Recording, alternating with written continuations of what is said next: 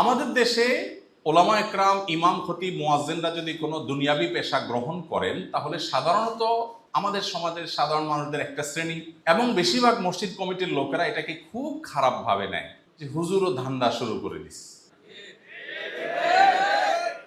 তা আপনারা যারা মসজিদ কমিটির দায়িত্বশীলরা আছেন, আল্লাহর কাছে আপনাদের দায়িত্বশীলতাটা অনেক বড় ভাই। শুধু টাকা গুনলেন, জুমার পরে কত টাকা আসলো, দান বাক্সে কত টাকা পাইলেন, কোথায় কত খরচ করলেন, এটুকু যথেষ্ট না। একটা মসজিদ থেকে সমাজের জন্য অনেক কিছু করবার আছে, তার কি আপনি করলেন কি করলেন না। আমাদের নবী করিম সাল্লাল্লাহু আলাইহি ওয়াসাল্লাম মসজিদে কি শুধু 5 ওয়াক্ত নামাজ হতো? কি বলেন? শুধু 5 ওয়াক্ত নামাজ হতো মসজিদে নববীতে? কোন সামাজিক ভালো কাজটা নবীজির মসজিদে হয় নাই?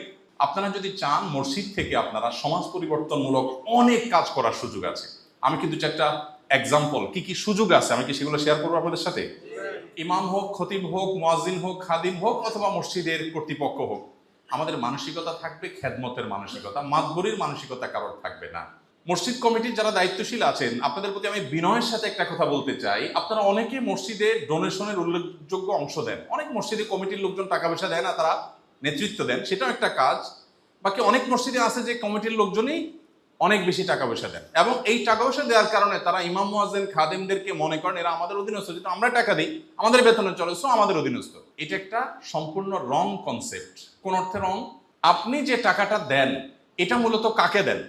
মসজিদের জন্য যে টাকাটা দান করা হয়, টাকাটা কার উদ্দেশ্যে দান করা হয়?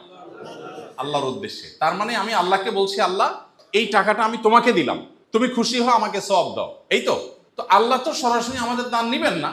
এই জন্য আল্লাহ উম্মতে মুহাম্মাদের জন্য সিস্টেম করেছেন যে ঠিক আছে, আগের যুগের উম্মতদের নিয়ম ছিল দান করলে সেটা পাহাড়ের উপর রেখে আসতো, আল্লাহর পক্ষ থেকে আগুন এসে সেটাকে ভস্ম করে জ্বালিয়ে ফেলতো, কবুল হওয়ার আলামত। আর কবুল না হলে ওটা ওখানে পড়ে থাকতো। উম্মতে মুহাম্মাদের জন্য আল্লাহ রাব্বুল আলামিন নেয়ামত হিসাবে দিয়েছেন যে সাদকা যাকাত রেখে আসতে হয় না, আল্লাহর তরফ থেকে গরিবকে দিলেই হয়, আল্লাহ সেটা অ্যাকসেপ্ট করেন। এখন আপনি মসজিদে যখন কোনো টাকা দান করলেন, এর মানে হলো মসজিদ বা আল্লাহ টাকার মালিক হয়ে গেছেন। এখন আর আপনার এখানে কোনো কিছু থাকা উচিত না। আপনি যদি মনে করেন যে টাকাটা আমার, আমি দিয়েছি, তাহলে আর আপনার দেওয়া হয় নাই, তাহলে আপনি ঝুলায় রাখলেন।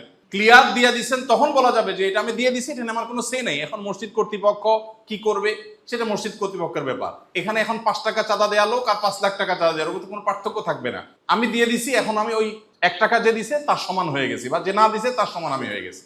আমি দিয়ে দিছি। দেওয়ার পরে যদি আবার সে থাকে এবং প্রভাব সৃষ্টি করার চেষ্টা থাকে, তাহলে এটা হবে দুর্ভাগ্যজনক বাস্তবতা। আমি এই কথাটা আমার মসজিদ কমিটির দায়িত্বশীল ভাইদেরকে এই জন্য বলছি যে ওলামা একরামের ভালো কাজের সহযোগী